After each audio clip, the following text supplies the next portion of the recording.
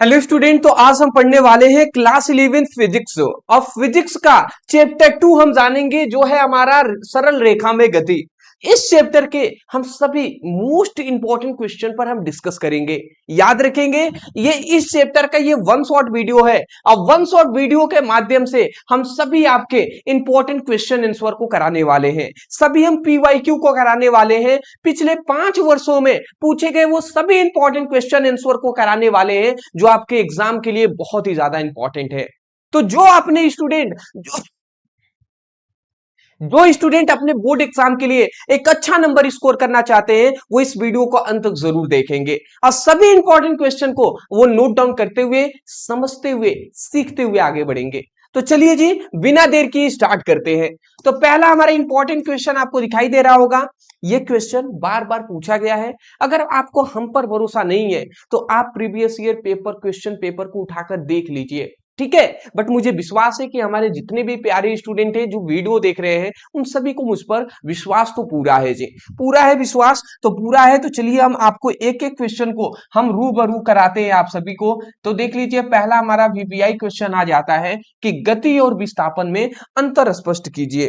ठीक है, गति और विस्थापन मतलब सीधी बात है कि स्पीड में और जो वेलोसिटी है, इन दोनों में क्या डिफरेंट है, ये आपको बताना है। तो गति क्या है जी, तो यहां पे हमने गति का एक सीधी सी, यहां पे गति हमने लिख दिया है, इधर हमने एक साइड हमने विस्थापन लिख दिया है, ठीक है। अब इसको हम देख लेते हैं। तो गति किसे कहते हैं जी, तो समय के सापेक्ष वस्तु की स्थिति में होने वाले परिवर्तन को गति कहते हैं, ठीक है। समय के सापेक्ष मतलब समय के साथ वस्तु की स्थिति में अगर परिवर्तन हो रहा है तो उसे गति कहेंगे। जैसे अभी हम यहां पे खड़े हैं, समझिएगा बात को, अभी हम यहां पे खड़े हैं तो मान लेते हैं कि 11:11 हो रहे हैं, ठीक है। 11 बज के मान लेते हैं, सपोजेड 11:12 हो रहे हैं, तो मैं यहां पे खड़ा हूं, ठीक है। अब यहां से मैं यहां पर चला आया, ठीक है। तो अब हम मान लेते हैं कि अब 11:13 हो रहे हैं, ठीक है। तो पहले तो 11:12 वहां पे हो रहा था, अब यहां पे आए हैं तो 11:13 हो गया। तो समय में परिवर्तन हुआ कि नहीं, और समय के साथ साथ दूरी में भी तो परिवर्तन हुआ। पहले हम वहां पे थे, अब हमारे यहां पे हो गए, तो हमारी स्थिति में परिवर्तन हुआ। पहले वहां पे थे, अब यहां पे आ गए हैं। तो जब भी क्या हो, समय के सापेक्ष वस्तु की स्थिति में अगर परिवर्तन होता है तो उसी को हम गति कहते हैं। तो वही बात लिखा गया है, समय के सापेक्ष वस्तु की स्थिति में होने वाले परिवर्तन को हम क्या कहते हैं जी, गति कहते हैं, मोशन कहते हैं। आशा करता हूं कि आपको मोशन शब्द समझ में आ गया होगा, गति समझ में आ गया होगा। अब आते हैं विस्थापन। विस्थापन क्या होता है जी, तो विस्थापन वस्तु की प्रारंभिक और अंतिम स्थिति के बीच की सीधी दूरी और दिशा होती है। सीधी बात अगर हम कहें ना, तो सपोज दैट मान लेते हैं ये आपका घर है जी, ठीक है। सपोज दैट ये आपका घर है। अब वो ध्यान से समझिएगा, अगर आप नहीं समझे तो बहुत दिक्कत हो जाएगा। ये सपोज दैट ये आपका घर है, ठीक है, आपका घर है, यहाँ पे है आपका स्कूल। ये हमने सपोज दैट ऐसा मान लिया कि ये आपका स्कूल है जी, ठीक है, ऐसे हमने मान लिया ये आपका स्कूल है। आपने क्या किया, आप यहां से ये आपने रास्ता इस तरीके से पकड़े और इस तरीके से आप अपने स्कूल तक गए हैं। इस रास्ते से होते हुए आप यहां से मान लेते हैं आप यहां पर हैं, और आप यहां से इस तरीके से चलते चलते चलते चलते आप यहां तक पहुंचे हैं। तो यहां से इस रास्ते की जो लंबाई होगी ना, उसे दूरी कहेंगे। परंतु अगर हम इसकी, ये यहां पे है व्यक्ति और यहां पे हमें पहुंचना है, तो इसकी जो सीधी दूरी होगी, ना, इस दूरी को ना, इस रास्ते की जो ये सीधी जो दूरी होगी, इस दूरी को ही हम विस्थापन कहेंगे, ठीक है। ये बात ही कहा गया है। तो देखिए वही लिखा गया है, विस्थापन वस्तु की प्रारंभिक और अंतिम स्थिति। वस्तु की ये प्रारंभिक स्थिति है और ये वस्तु की अंतिम स्थिति है, यहां पे आकर रुकेगा। तो तो वही कह रहे हैं कि वस्तु की प्रारंभिक और अंतिम स्थिति के बीच की सीधी जो दूरी होती है, उसी दूरी को हम विस्थापन कहते हैं। समझ गए, वस्तु की प्रारंभिक और अंतिम स्थिति के बीच की सीधी दूरी को हम विस्थापन कहते हैं। तो मैं आशा करता हूं विस्थापन आपको समझ में आ गया होगा। अब आता है कि यह, यहां पे हमने लिख दिया है, यह हमेशा धनात्मक होता है। गति जो होता है ना हमेशा धनात्मक होता है, पॉजिटिव होता है। क्या होता है जी? धनात्मक होता है, पॉजिटिव होता है। ठीक है, जबकि जबकि जबकि जो विस्थापन होता है ये धनात्मक भी होता है, ऋणात्मक भी होता है। मतलब यहाँ पे सीधी बात है कि ये पॉजिटिव भी होता है और निगेटिव भी होता है। ठीक है, जबकि ये केवल क्या होता है? ये केवल पॉजिटिव होता है। ठीक है, गति। अगली बात आप याद रखेंगे कि गति में दिशा की कोई आवश्यकता नहीं होती है। गति में दिशा की कोई आवश्यकता नहीं होती है। गति किसी भी दिशा में हो सकता है। ठीक है, बिना दिशा के भी गति हो सकता है, परंतु इसमें दिशा की आवश्यकता होती है। विस्थापन में दिशा की आवश्यकता होती है जी, ये बात आप याद रखेंगे। अगली बात यहाँ पे क्या गया कि यह दिशा के अनुदिश, मतलब ये क्या होता है? ये अदिश राशि होता है। जो गति है ना ये एक अदिश राशि होता है, इसमें केवल परिमाण होता है। जबकि विस्थापन जो होता है वो एक सदिश राशि होता है, सदिश राशि होता है, इसमें दिशा की आवश्यकता होती है परिमाण के साथ साथ। तो ये आपको सीधी बात है कि ये चार आपको डिफरेंट, ये चार डिफरेंट आपको याद रख लेना है। ठीक है, बाकी इन सभी पर गति और विस्थापन जो टॉपिक हम डिटेल में पढ़ेंगे ना तो हम आपको उसमें बताएंगे अच्छे तरीके से। ठीक है, चलिए आप स्क्रीनशॉट लेंगे ना तो चलिए आप ले लीजिए। ठीक है, मैं थोड़ा सा इसको इरेज करना चाहूंगा, बीच में कोई भी लिखावट नहीं होनी चाहिए जिससे कि आपको दिक्कत हो। चलिए स्क्रीनशॉट ले लीजिए। बहुत अच्छी बात है दोस्त। तो देखिए हमने पहला एक इंपॉर्टेंट क्वेश्चन को कवर कर लिए। अब इस चैप्टर के हम दूसरा इंपॉर्टेंट टॉपिक पर बढ़ते हैं जी। दूसरा हमारा इंपॉर्टेंट क्वेश्चन क्या है? दूसरा हमारा इंपॉर्टेंट क्वेश्चन है क्या है जी? कि औसत वेग और ताक्षणिक वेग में अंतर बताइए। तो औसत वेग क्या होता है और ताक्षणिक वेग क्या होता है, इनमें अंतर बताना है। चलिए वो हम बताएंगे। अच्छा, एक काम हम हमेशा कहते हैं, मैंने सोचा कि आप कर दिए होंगे, बट मैं जानता हूं कि बहुत सारे स्टूडेंट हैं जो भूल गए होंगे। तो जो भूल गए हैं उनको थोड़ा सा मैं याद दिलाना चाहूंगा कि हम आपको क्या कहते हैं जी। हम आपको केवल दो काम कहते हैं। पहला कि आप जब भी वीडियो देखें तो शुरुआत में ही अपना प्रेजेंट बना ले, जिससे कि आपका नाम हमें पता चल सके। हमेशा हमेशा मैं भी देखूंगा आप सभी का कमेंट, तो मुझे कुछ नाम क्लियर हो जाएंगे कि ये हमारे प्यारे स्टूडेंट है जो हमसे पढ़ाई करते हैं। तो जो भी स्टूडेंट अभी तक प्रेजेंट अपना नहीं बनाए हैं वो कमेंट सेक्शन में जाएं, वहां पे लिखें प्रेजेंट और अपना नाम। प्रेजेंट मान लेते हैं प्रदीप है तो प्रेजेंट प्रदीप आप लिखें। प्रेजेंट फिरोज है तो आप लिखें प्रेजेंट फिरोज। मान लेते हैं प्रेजेंट काजल है तो आप लिखें प्रेजेंट काजल। जो भी आपका नाम हो प्रेजेंट के साथ आप अपना नाम, अपना जो नेम है उसको आप लिख देंगे। ठीक है बाबू, तो ये आपका पहला काम है। दूसरा आपका काम है ना कि चैनल को सब्सक्राइब करना। तो जितने भी हमारे प्यारे स्टूडेंट हैं जिन्होंने चैनल को सब्सक्राइब नहीं किए हैं उनसे रिक्वेस्ट है कि चैनल को सब्सक्राइब कर लें, जिससे कि जो भी वीडियो हम इस चैनल पे अपलोड करें वो एक भी वीडियो मिस ना हो, वो एक भी इंपॉर्टेंट जो वीडियो हो वो मिस ना हो, आप सभी को देख पाए। तो चैनल को सब्सक्राइब करके नोटिफिकेशन बेल को ऑन कर लीजिएगा। चलिए दो काम आप कर दिए हैं, अच्छी बात है। तो औसत वेग और ताक्षणिक वेग में अंतर बताना है। तो देख लेते हैं जी औसत वेग क्या होता है। तो यहां पे हमने लिख दिया औसत वेग के लिए क्या लिखा है जी कि किसी वस्तु के विस्थापन तथा विस्थापन में लगा कुल समय के अनुपात को हम औसत वेग कहते हैं। किसी क्या कहते हैं जी? किसी वस्तु के विस्थापन और विस्थापन में लगा समय के अनुपात को हम क्या कहते हैं जी? विस्थापन कहते हैं। जैसे थोड़ा सा मैं इसको समझा दूं, विस्थापन औसत वेग का फॉर्मूला जो होता है ना, तो इसको मैं ये कर लेता हूं, इसको ये। तो औसत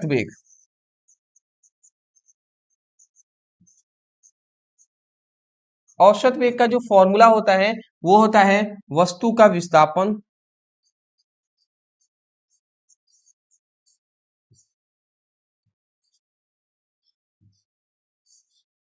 बटे क्या होता है? कुल समय। विस्थापन में लगा कुल समय। ठीक है, तो इस बात को आपको याद रखना है। विस्थापन और विस्थापन में लगा कुल समय। तो औसत वेग बराबर होता है वस्तु में विस्थापन और बटे कुल समय होता है। तो यहाँ पे वही बात कहा गया है कि किसी वस्तु के विस्थापन, किसी भी वस्तु के विस्थापन और विस्थापन में लगा कुल समय के अनुपात को औसत वेग कहते हैं। तो ये औसत वेग का क्या हो गया है? फॉर्मूला हो गया है, इसको याद रखेंगे। उसके बाद हमने यहाँ पे लिखा है कि जो औसत वेग होता है वो हमारा एक सदिश राशि होता है। तीसरी एक बात आप याद रखेंगे कि इसका मात्रक मीटर प्रति सेकेंड होता है। कैसे? तो विस्थापन का मात्रक मीटर और समय का मात्रक सेकेंड, तो मीटर प्रति सेकेंड हो गया। तो ये आप याद रखेंगे। दूसरा, देखिए इन दोनों में ज्यादा कुछ डिफरेंट नहीं है, केवल परिभाषा का ही डिफरेंट है। ठीक है, तो अगला हमारा दूसरा आ जाता है कि ताक्षणिक वेग किसे कहते हैं। तो ताक्षणिक वेग किसे कहते हैं जी? किसी क्षणिक समय में वस्तु के वेग को ही हम क्या कहते हैं? ताक्षणिक वेग कहते हैं। मतलब क्षणिक समय में अगर हम इसका ताक्षणिक वेग का फॉर्मूला लिख दें तो क्या होता है जी? ताक्षणिक वेग। तो ताक्षणिक वेग बराबर क्या होता है? ताक्षणिक वेग बराबर होता है विस्थापन बटे क्षणिक समय।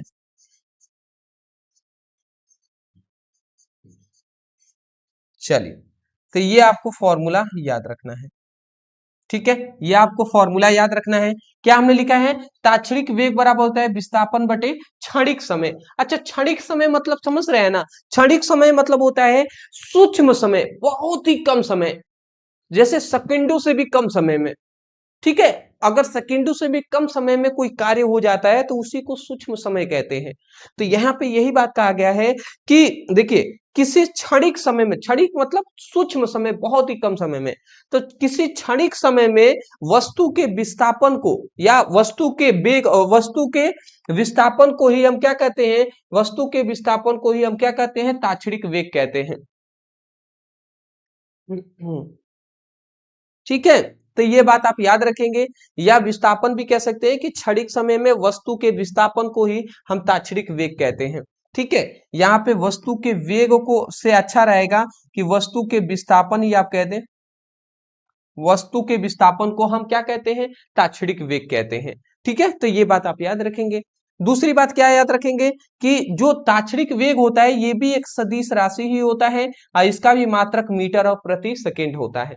कैसे? तो देखिए जिसमें भी वेग जुड़ गया, वेग जुड़ गया, वो समझिएगा वो सदिश राशि ही होगा, क्योंकि वेग एक सदिश राशि होता है। और दूसरी बात, जहां तक मात्रक की बात है तो विस्थापन का मात्रक मीटर होता है और समय का मात्रक सेकेंड होता है, तो मीटर प्रति सेकेंड होगा ही। तो ये दो तो सेम टू सेम ही है। ठीक है, समान है, परंतु ये मेन इनकी परिभाषा और फॉर्मूला ही अंतर होता है। ठीक है, तो मोस्टली इतना लिख देंगे पॉइंट तो सही रहेगा। तो इस तरीके से आप लिखेंगे जी। अब क्वेश्चन दिया है, क्वेश्चन दिया है तो उत्तर तो हमें लिखना पड़ेगा ना, तो इस तरीके से आप उत्तर देंगे। अगला हमारा तीसरा इंपॉर्टेंट जो क्वेश्चन आ जाता है, तीसरा हमारा इंपॉर्टेंट क्वेश्चन आता है, त्वरण किसे कहते हैं? परिभाषित कीजिए। त्वरण जी, एक्सलरेशन क्या होता है, त्वरण क्या होता है? तो यहाँ पे हमने लिख दिया है त्वरण। अब त्वरण को क्या परिभाषा है जी? तो हमने लिखा है कि किसी व्यक्ति या वस्तु के वेग में परिवर्तन के दर को त्वरण कहते हैं। ठीक है, त्वरण बराबर क्या होता है? तो मैं यहां पे लिख दूं, त्वरण बराबर होता है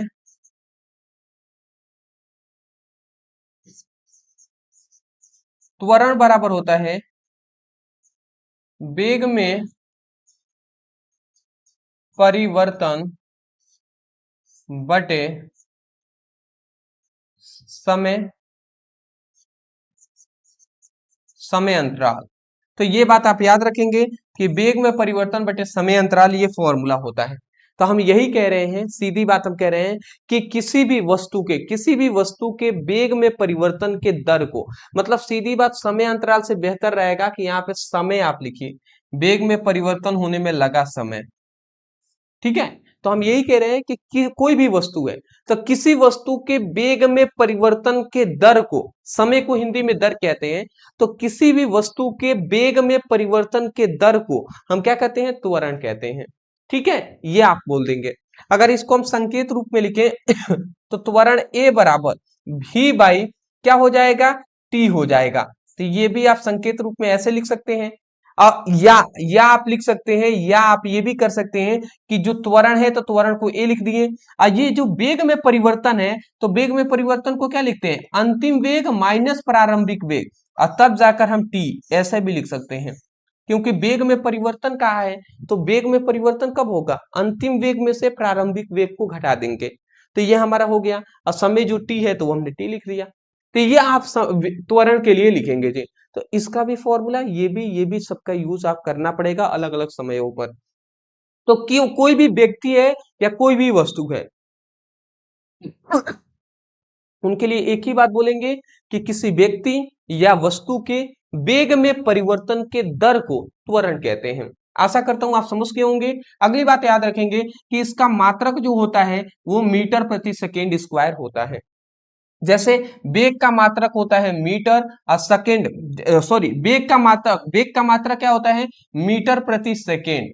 ठीक है, तो इस तरीके से ही हम लिख देते हैं, वेग का मात्रक होता है मीटर प्रति सेकेंड और फिर यहाँ पे समय का मात्रक होता है सेकेंड, और इसके कुछ नहीं है तो बटे में 1, ये ऊपर चला जाएगा तो 1 अगर m में गुणा हो जाएगा तो क्या हो जाएगा m, s में गुणा हो जाएगा तो s स्क्वायर।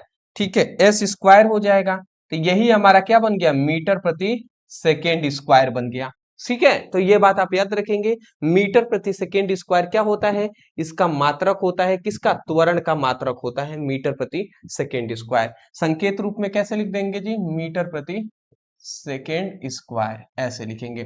अगली बात याद रखेंगे कि यह एक सदिश राशि होता है। ठीक है, और इसका बीमीय सूत्र क्या हो जाएगा जी, तो इसका बीमीय सूत्र हो जाएगा m0 l1 और t-2। ठीक है, तो ये आप याद रखेंगे, m0 l1 t-2 होगा, स्क्रीनशॉट आप ले लीजिए। चलिए जी, तो आशा करता हूं कि आपको समझ में आ गया होगा। आगे बढ़ते हैं। अगला हमारा जो क्वेश्चन आता है, अगला जो हमारा क्वेश्चन आता है कि गति को परिभाषित कीजिए और उनका प्रकार भी लिखिए। अब गति क्या होता है जी, गति अभी हमने बताया था कि समय के सापेक्ष वस्तु की स्थिति में परिवर्तन को ही हम गति कहते हैं। ये पहला क्वेश्चन हमारा यही था, गति और विस्थापन में अंतर लिखिए। तो गति को हमने पहले ही आपको बताया था, क्या बताया था जी, कि समय के सापेक्ष किसी वस्तु की स्थिति में परिवर्तन को गति कहते हैं। तो ये हमने आपको समझा ही दिया है कि समय के साथ अगर वस्तु की स्थिति में परिवर्तन होगा तो हम क्या कहेंगे, उसको गति कहेंगे। जैसे अभी आप यहाँ पे हैं तो मान लेते हैं आप यहाँ पे अपने घर पे हैं, तो मान लेते हैं 10 बज रहा है, आपको अपने स्कूल जाना है, तो आप अपने स्कूल पर अब यहाँ से निकल रहे हैं, आप स्कूल पे पहुंचे तो मान लेते हैं 10 बज रहा था यहाँ पे, स्कूल पहुंचे तो आपका बज रहा है 11, तो समय में परिवर्तन हुआ, 10 से 11 हो गया। और दूरी में भी तो परिवर्तन हुआ, आप पहले यहाँ पर थे अपने घर पर, अब आप स्कूल में चले गए हैं, तो ये बात है। तो समय के सापेक्ष वस्तु की स्थिति में अगर परिवर्तन हो तो उसी को हम क्या कहेंगे, गति कहेंगे। गति आप स्पीड कहिएगा। अब स्पीड जो होता है, गति के भी कितने प्रकार होते हैं, तो यहाँ पे मोस्टली हम 3 प्रकार पढ़ने वाले हैं। एक समान गति, जिसे हम स्थिर गति भी कहते हैं। अब समान गति का मतलब होता है कि किसी वस्तु, मतलब जब किसी पिंड द्वारा समान समय में समान दूरी तय किया जाता है, ठीक है, समान दूरी तय किया जाता है, तो उस गति को समान गति कहते हैं। जैसे मैं यहाँ पे समझाना चाहूंगा, जैसे ये हमारा एक रास्ता है, ठीक है, अब इस रास्ते में यहां से यहां तक की जो दूरी है ये मान लेते हैं 10 किलोमीटर है, ये मान लेते हैं 5 किलोमीटर है। फिर यहां से यहां तक की जो दूरी है ये भी 5 किलोमीटर है। अब फिर यहां से यहां तक ये भी जो दूरी है वो 5 किलोमीटर है, ऐसा हमने मान लिया, ठीक है। और यहां से मान लेते हैं कोई व्यक्ति है, वो यहां से स्टार्ट करता है चलना, यहां से स्टार्ट करता है चलना, यहां से जब वो व्यक्ति यहां पर था और यहां से स्टार्ट किया वो व्यक्ति चलना, और यहां से चलते चलते जब वो यहां पे पहुंचा तो उसको लगा, मान लेते हैं समय लगा उसको 10 मिनट, ठीक है, उसको 10 मिनट लगा। फिर यहां से यहां तक 5 किलोमीटर फिर चलने में फिर इसको 10 ही मिनट लगे। फिर यहां से यहां तक 5 किलोमीटर चलने में फिर इसको 10 ही मिनट लगे हैं, ठीक है। तो हमारा क्या यहाँ पे समझना होगा कि दूरी अगर देखिए तो 5 5 5, दूरी क्या है, दूरी भी समान है, दूरी क्या है, समान है। अगर समय को देखिए 10-10 मिनट लग रहा है, 5 किलोमीटर चलने में 10 मिनट, 5 किलोमीटर फिर चलने में 10 किलोमीटर 10 मिनट, फिर 5 किलोमीटर चलने में 10 मिनट लगा है, तो समय जो है ना वो समय भी क्या लग रहा है, समान लग रहा है। तो हम यही कह रहे हैं, हम क्या कह रहे हैं जी, कि किसी भी व्यक्ति या किसी वस्तु द्वारा समान समान समय में समान दूरी तय किया जाता है तो उस गति को ना हम क्या कहेंगे, एक समान गति कहेंगे। तो किसी भी पिंड या किसी भी वस्तु द्वारा समान समय में समान दूरी तय किया जाता है तो उसी को हम एक समान गति कहते हैं या स्थिर गति कहते हैं। आशा करता हूं आप समझ गए होंगे, यही परिभाषा हमने लिखा हुआ है। ठीक है, अगला हमारा आता है, अगला आता है ये असमान गति। असमान गति का मतलब होता है, असमान गति का मतलब कि समान समय अंतराल में असमान दूरी तय करना, वो असमान गति होगा। जैसे जैसे जैसे ये एक हम रास्ता बना लेते हैं, ठीक है। अब देखिए बात समझिएगा, यहां से यहां तक की जो दूरी है, मैं आपको बताना चाहूंगा, यहां से यहां तक की दूरी है, मान लेते हैं 5 किलोमीटर। फिर यहां से यहां तक की दूरी है, ये मान लेते हैं 7 किलोमीटर। और यहां से यहां तक की दूरी है, मान लेते हैं 10 किलोमीटर। ठीक है, तो दूरी देखिए, ये 5 किलोमीटर है, ये 10, ये 7, ये 10। दूरी क्या है? असमान है।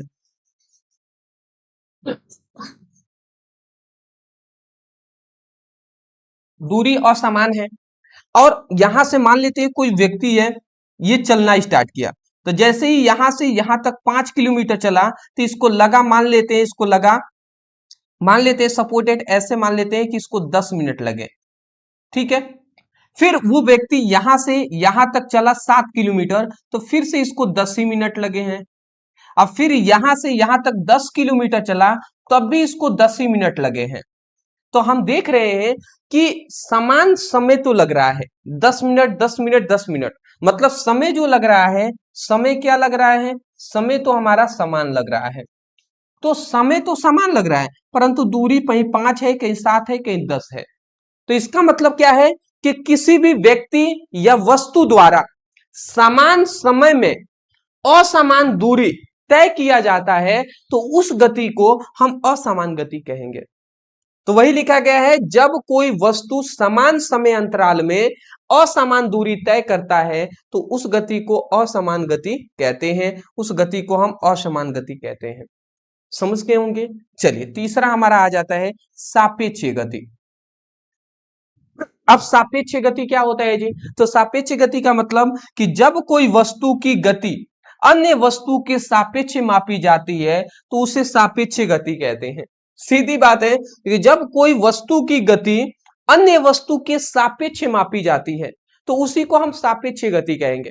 जैसे कि मान लेते हैं आप बाइक से चल रहे हैं, थोड़ा सा एग्जांपल से ऐसे ही मैं प्रैक्टिस आपको समझा दे रहा हूं कि बाइक से आप चल रहे हैं।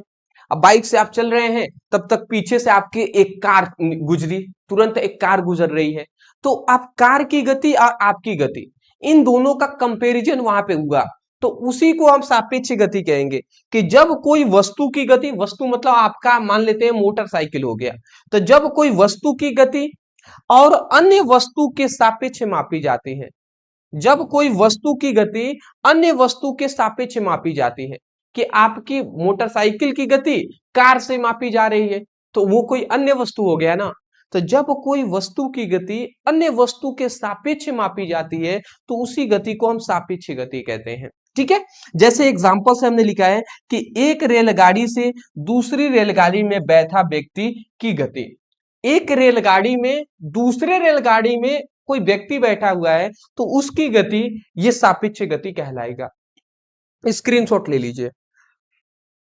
पता नहीं क्यों खांसी आ रहा है भैया, थोड़ा सा हम थोड़ा पानी पी लेते हैं, अगर आपको कोई प्रॉब्लम नहीं हो तो ठीक है ना। वैसे तो हमारे प्यारे स्टूडेंटों को दिक्कत नहीं होनी चाहिए।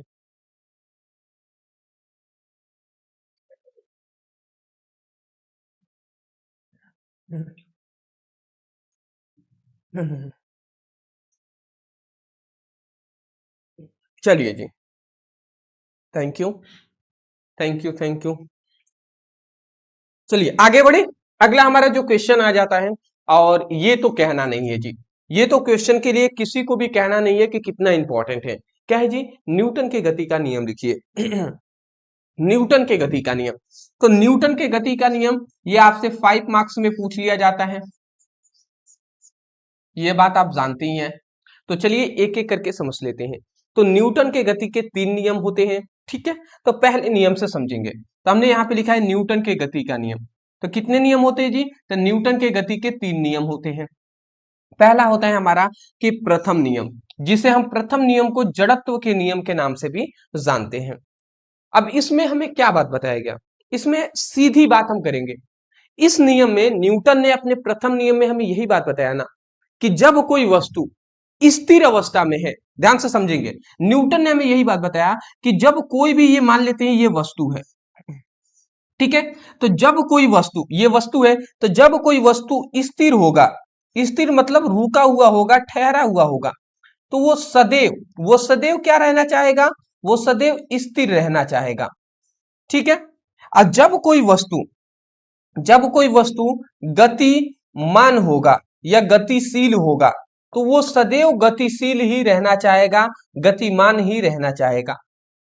जब तक कि कोई बाहर से, जब तक कि कोई बाह्य बल ना लगाया जाए, बाह्य मतलब बाहर से कोई बल ना लगाया जाए, ठीक है, जब तक कोई बाहर से फोर्स नहीं लगाया जाएगा, तब तक जो वस्तु स्थिर है तो वो स्थिर ही रहेगा, और जो वस्तु गतिमान है वो हमेशा गतिमान ही रहेगा। तो यही तो बात बताया। जैसे ये बोर्ड है, ये बोर्ड यहाँ पे स्थिर है ना, तो ये सदैव स्थिर ही रहेगा जब तक कि हम इस पर बल लगाकर इसको निकाल ना दे। समझ रहे हैं? तो यही बात बताया गया है। तो देख लीजिए, यही बात हमने लिखा है सिंपल लैंग्वेज में। क्या लिखा है? इस नियम के अनुसार जब जब जब पदार्थ स्थिर अवस्था में हो, जब कोई भी पदार्थ स्थिर अवस्था में हो, तो वह सदैव स्थिर अवस्था में रहना चाहता है। स्थिर मतलब समझ रहे हैं ना?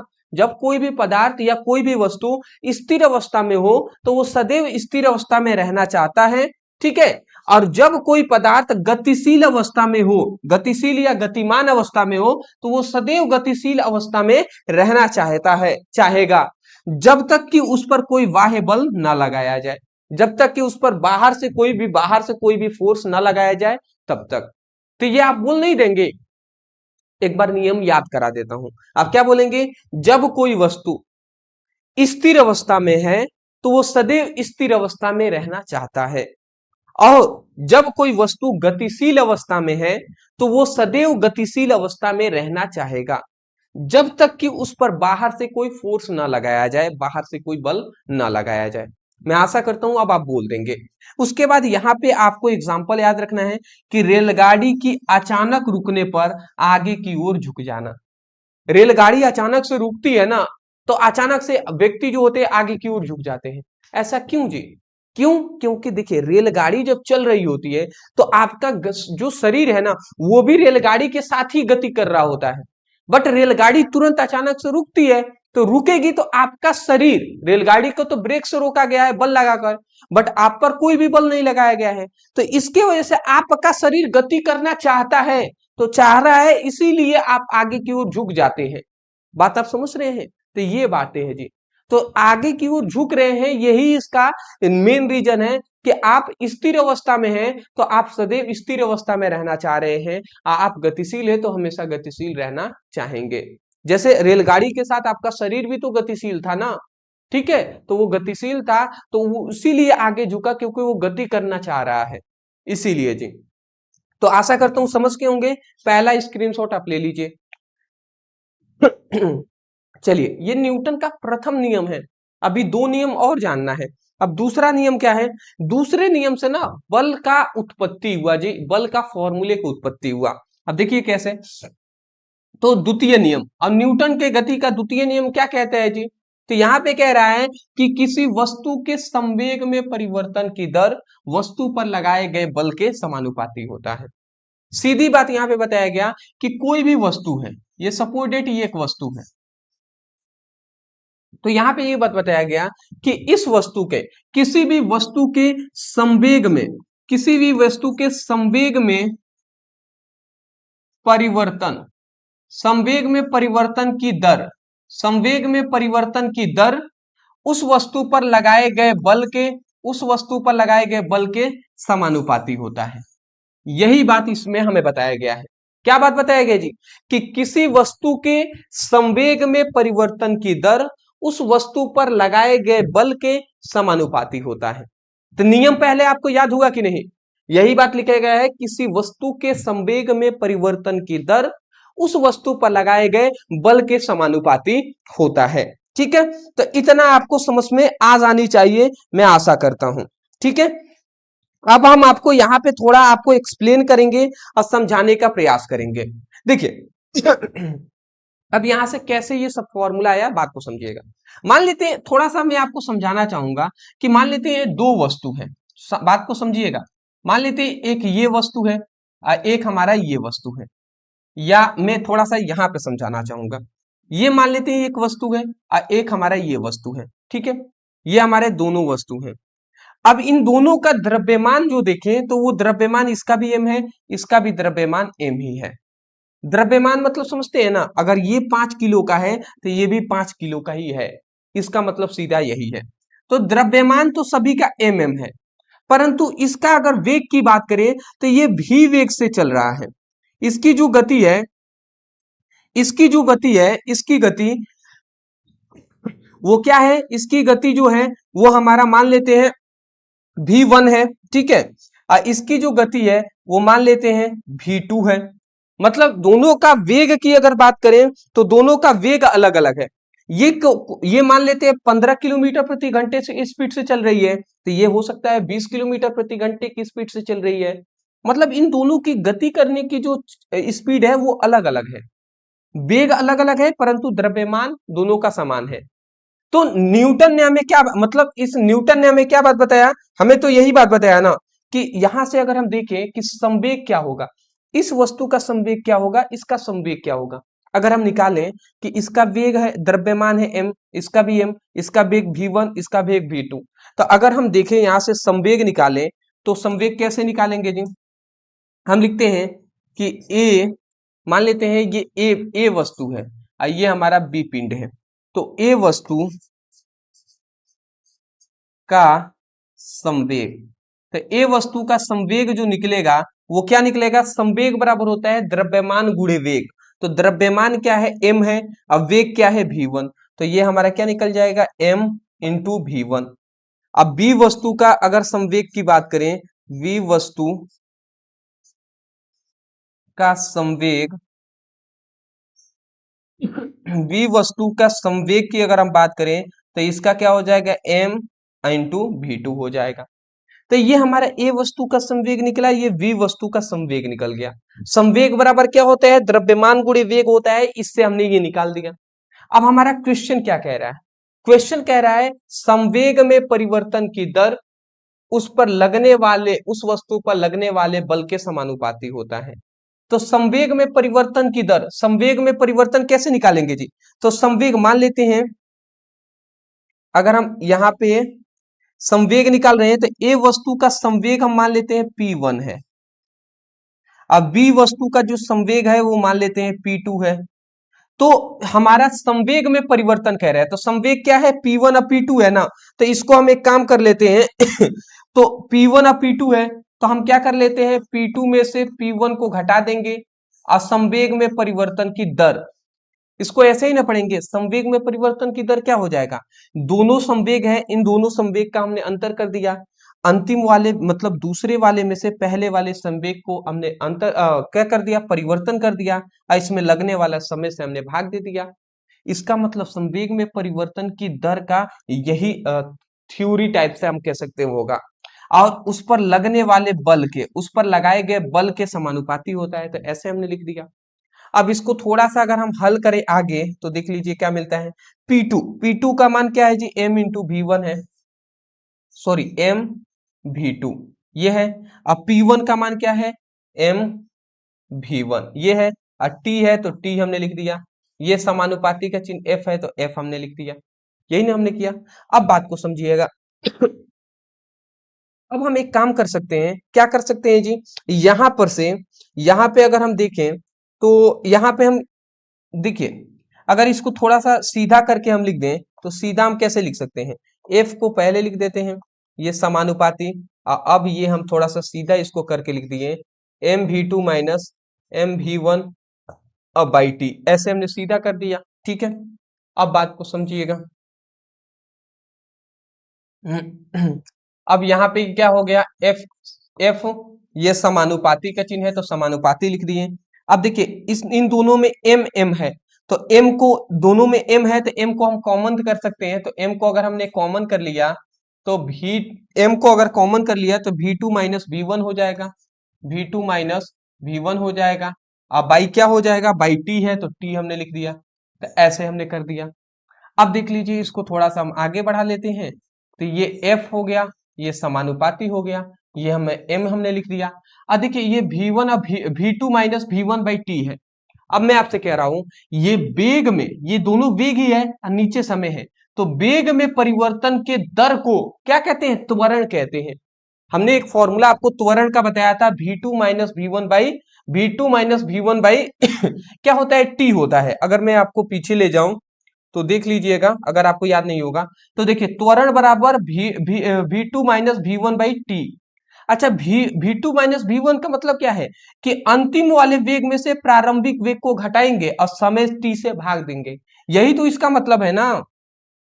तो वही है V2 का मतलब है अंतिम वाले में से प्रारंभिक वाले वेग को घटा रहे हैं और बाई टी कर दिए हैं।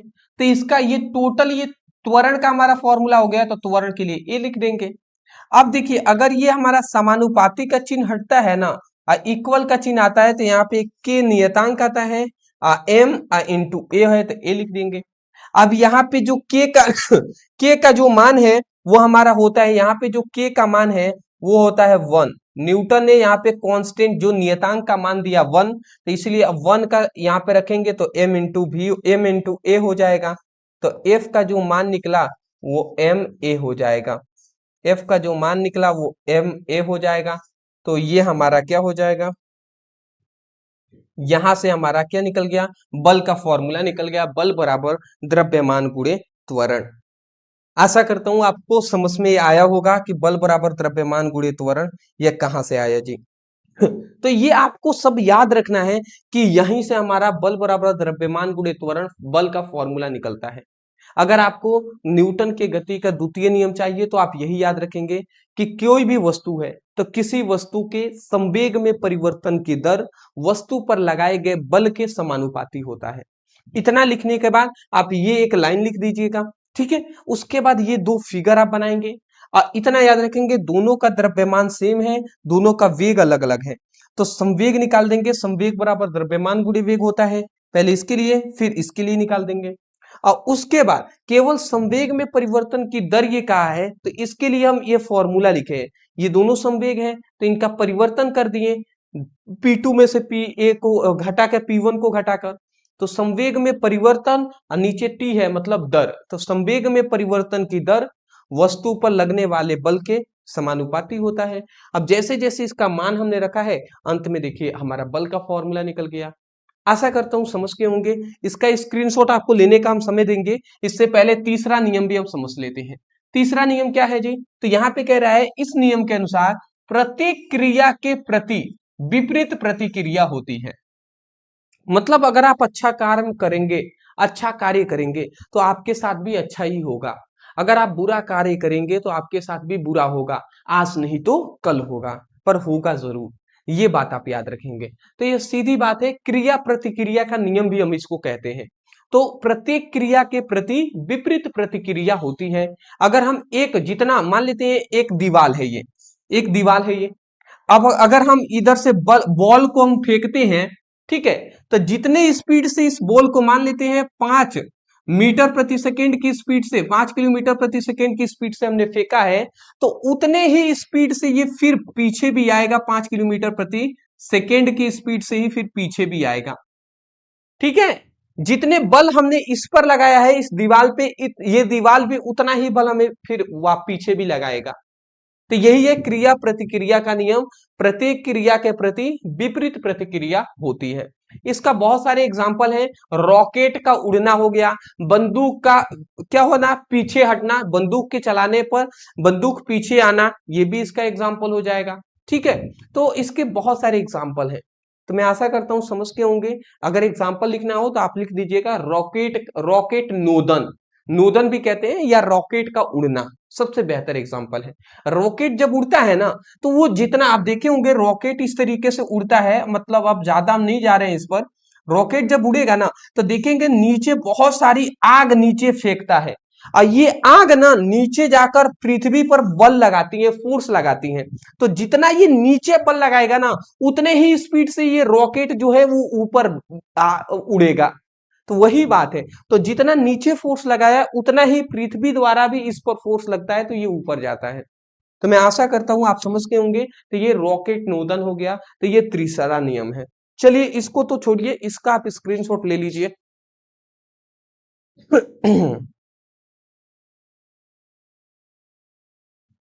चलिए जी, इतना आपने काम कर लिए हैं, तो आगे बढ़ते हैं।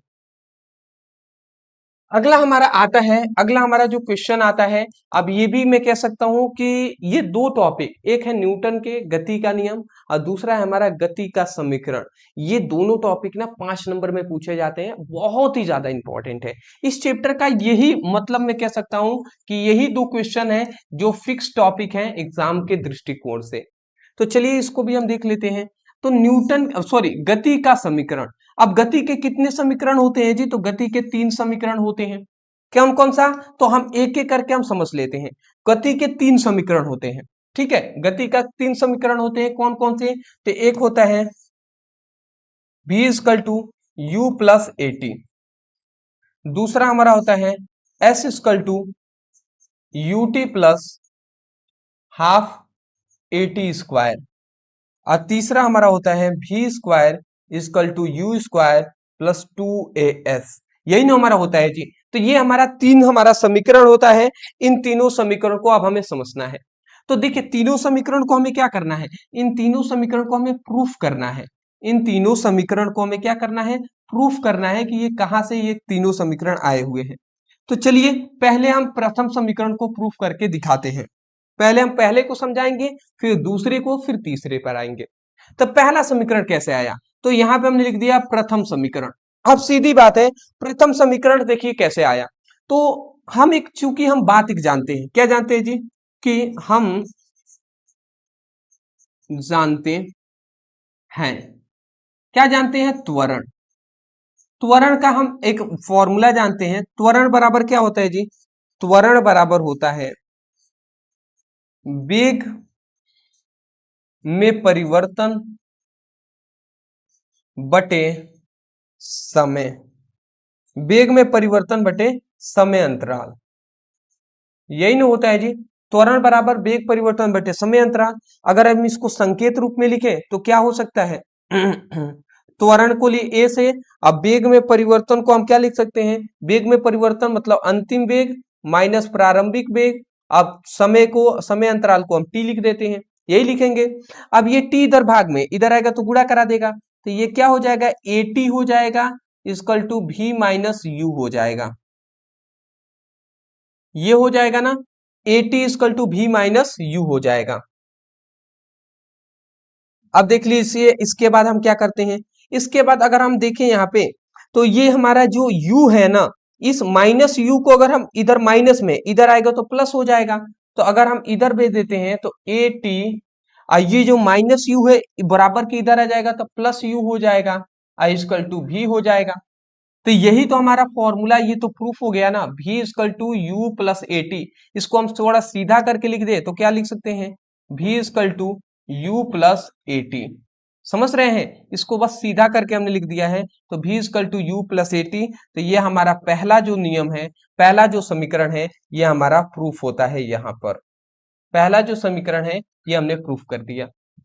तो देखिए ये पहला जो समीकरण है बहुत ही आसानी से ये हमारा प्रूफ हो जाता है। पहला समीकरण बहुत ही आसानी से प्रूफ हो जाता है, पर दूसरा जो समीकरण है ना, ये समझने में बहुत सारी स्टूडेंटों को दिक्कत आती है। ठीक है, तो चलिए हम इसको भी समझते हैं। पहला समीकरण आपको समझ गए ना? चलिए जी। अब देखिए दूसरा समीकरण, द्वितीय समीकरण क्या होता है? तो द्वितीय समीकरण हमारा होता है s equal to U T plus half A T square.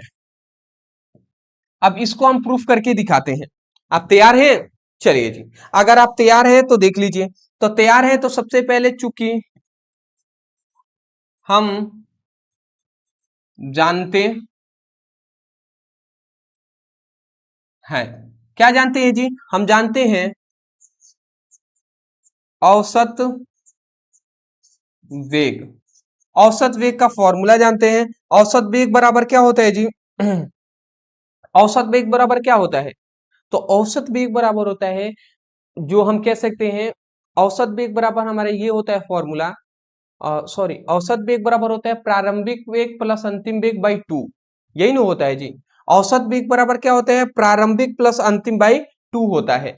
तो हम यहाँ पे प्रारंभिक वेग को u लिखते हैं और अंतिम वेग को v लिखते हैं। तो प्रारंभिक प्लस अंतिम वेग अब बाई क्या कर देंगे? 2 कर देंगे। तो ये हमारा औसत वेग का फॉर्मूला निकल गया।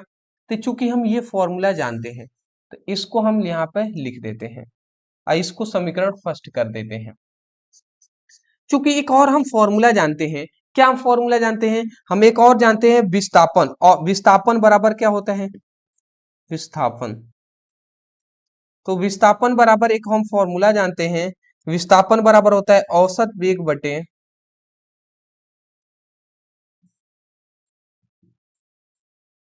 औसत वेग गुणे समय होता है।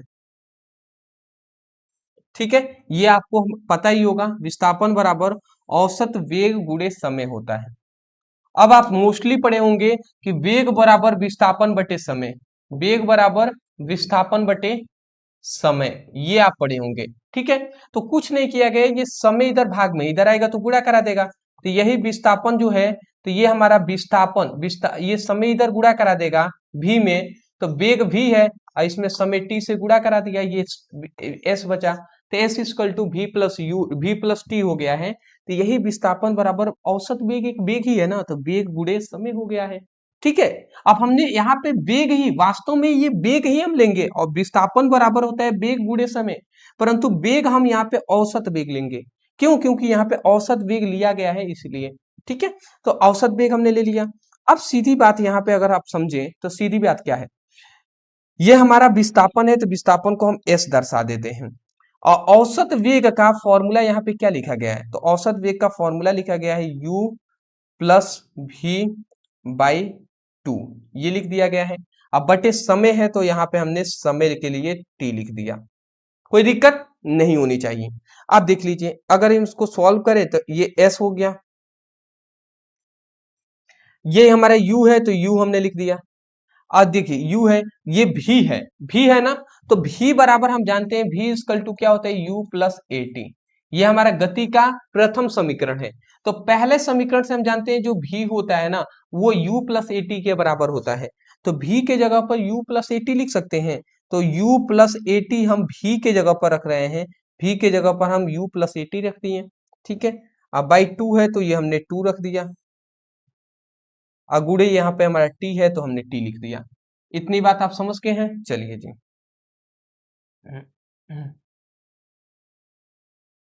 इतना आपने समझ लिया। उसके बाद थोड़ा सा हम आगे बढ़ लेते हैं। तो यहाँ पे आप समझिएगा, एस इक्वल टू क्या हो जाएगा? u में u plus u equal to क्या हो जाएगा? u प्लस यू, और यहाँ पे u plus u equal to 2u हो जाएगा ना। ठीक है, तो ये हमने लिख दिया 2u, एक u दो u, तो u 2u हो गया, प्लस at है तो at हमने लिख दिया। अब बाई 2 है तो नीचे हमने 2 लिख दिया, और इधर ये t इधर गुणा में है तो ये हमने t लिख दिया है इधर।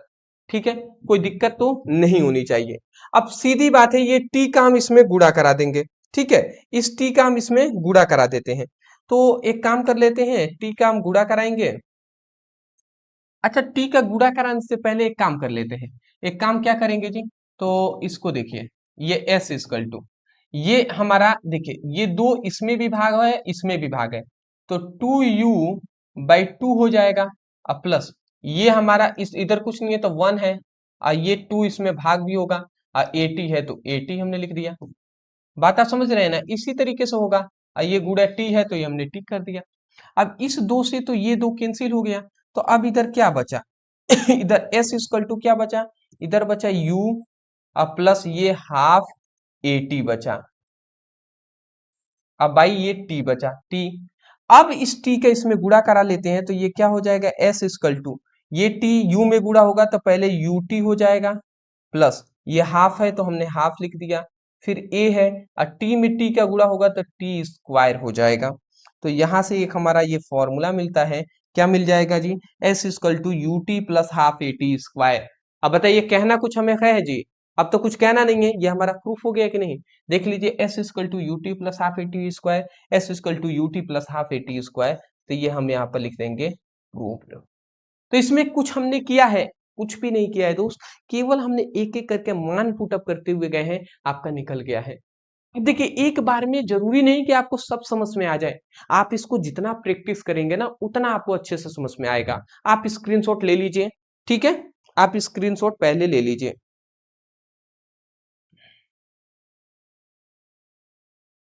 चलिए जी ले लिए, ठीक है। चलिए अब हमारा आता है तृतीय समीकरण।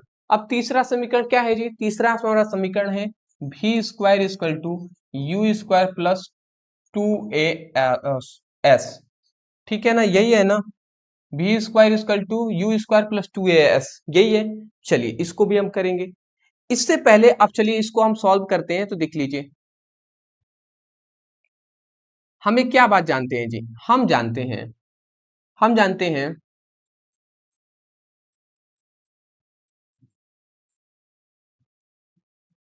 गति के प्रथम समीकरण, गति के प्रथम समीकरण को हम जानते हैं। अब गति का प्रथम समीकरण क्या होता है जी, v equal to u plus a t, ये होता है गति का प्रथम समीकरण। अब हम इसको क्या करते हैं कि ये जो हमारा समीकरण है ना, तो इसको हम क्या करते हैं, दोनों पक्षों का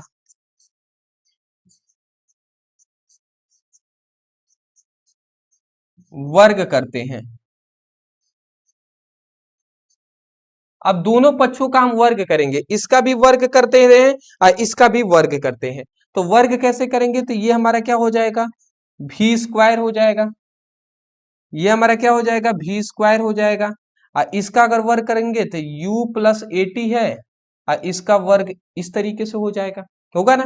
अब देखिए ये हमारा क्या हो जाएगा, भी स्क्वायर हो गया, और a प्लस बी, इसको a मानेंगे इसको b, तो a प्लस बी का होल स्क्वायर इक्वल टू क्या होता है, पहले होता है a स्क्वायर, तो पहले हम a स्क्वायर लिखेंगे, प्लस क्या होता है a स्क्वायर के बाद प्लस b स्क्वायर, तो b स्क्वायर क्या होता है ए टी, तो ये b स्क्वायर हो गया, प्लस टू ए बी होता है, तो टू हमने लिख दिया, फिर a हमारा u है, अब फिर हमारा b क्या है, ए टी है, तो ये हमने ए टी लिख दिया इतना हमने यहाँ पर लिख दिया है, ठीक है।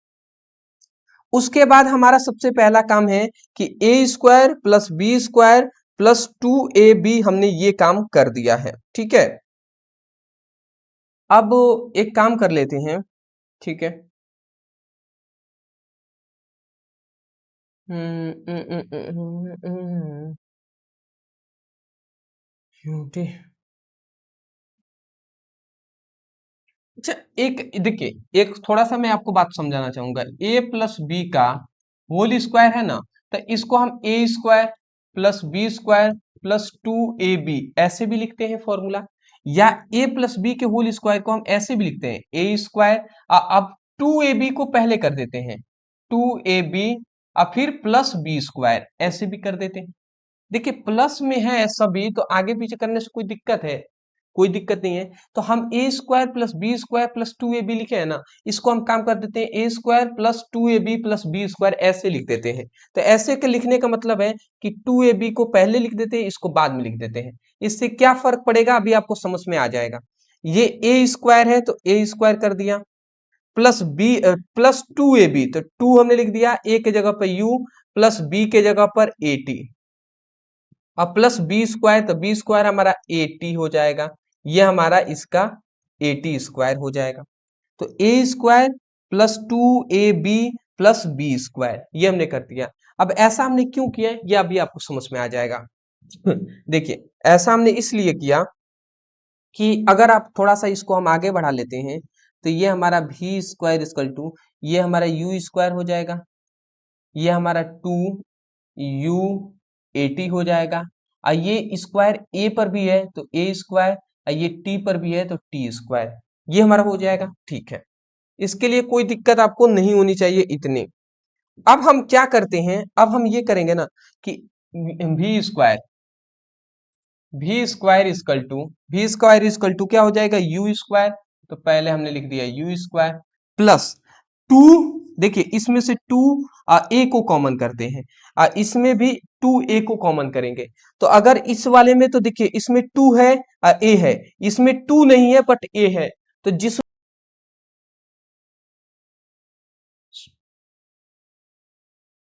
सॉरी स्टूडेंट, थोड़ा टेक्निकल इशू के कारण वीडियो बीच से रुक गया था। चलिए ये सब प्रूफ भी हम कर दिए थे, बट कोई दिक्कत नहीं है, थोड़ा सा हम इरेज कर देते हैं और मैं समझा रहा था क्या चीजें वो हम आपको बता देते हैं।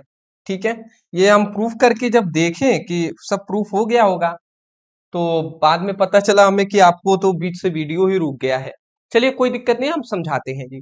हम ये आपको समझा रहे थे ना कि v square equal to u square plus two u a t plus a square, यहाँ पे ए स्क्वायर और टी स्क्वायर ये हो जाएगा। मतलब केवल हमने ए टी का होल स्क्वायर है, इसको केवल, बाकी सब सेम ही है, ए स्क्वायर कर दिए, टी स्क्वायर यहाँ पे किया हुआ है। अब हमने यहाँ पे भी इक्वल टू, अब हमने क्या किया है यहाँ पे भी इक्वल टू, भी स्क्वल टू क्या किया, सॉरी भी स्क्वायर इक्वल टू हमने क्या किया, ये यू स्क्वायर है तो हमने यू स्क्वायर को ऐसे ही रख दिया। ठीक है, हमने क्या किया, इसमें से टू ए को, इस वाले पक्ष से भी इसमें से टू ए को कॉमन कर दिया। तो हमने यहाँ पे अगर टू ए को हम कॉमन कर रहे हैं, टू ए को, तो टू ए को कॉमन करेंगे तो इसमें टू ए निकल गया, तो इसमें क्या बचा, यू टी बचा। तो ये यू टी बचा, तो यू टी हमने यहाँ पर लिख दिया। प्लस है तो प्लस, हमने यहाँ पे प्लस है तो प्लस लिख दिया। अब देखिए इसमें टू नहीं है, टू नहीं है, ए तो है बट टू नहीं है, तो जो नहीं होता है वो भाग में लिखा जाता है। तो भाग में हम नीचे दो लिख दिए, कुछ नहीं है ना, तो जब नहीं होता है तो उसको नीचे लिखते हैं, तो हमने टू लिख दिया नीचे। ए स्क्वायर है, दो ए है ना, ए स्क्वायर मतलब दो ए, तो एक ए निकल गया तो एक ए तो बचा ना, तो एक ए लिख दिए। और उसके बाद इंटू टी स्क्वायर है तो हमने यहाँ पे टी स्क्वायर लिख दिया, ये हमने लिख दिया है जी। आशा करता हूं कि आपको समझ में आई होगी। तो ये हमारा क्या बन गया, U T plus half A T square. अब मैं आपसे पूछना चाहता हूं, ये बताइए ये कौन सा समीकरण है। तो आप समझ के होंगे, ये हमारा गति का दूसरा समीकरण है, u T plus half A T square. देख लीजिए s equal to U T plus half A T square. तो ये इतने के जगह पर हम एस भी तो लिख सकते हैं, तो यही बात है। तो इतने के जगह पर हम एस लिखेंगे तो क्या हो जाएगा, ये हमारा हो जाएगा v square equal to u square plus two a s. तो ये हमारा कौन सा समीकरण है जी, तो ये हमारा गति का तीसरा समीकरण हो जाएगा, जो कि प्रूफ हो जाएगा।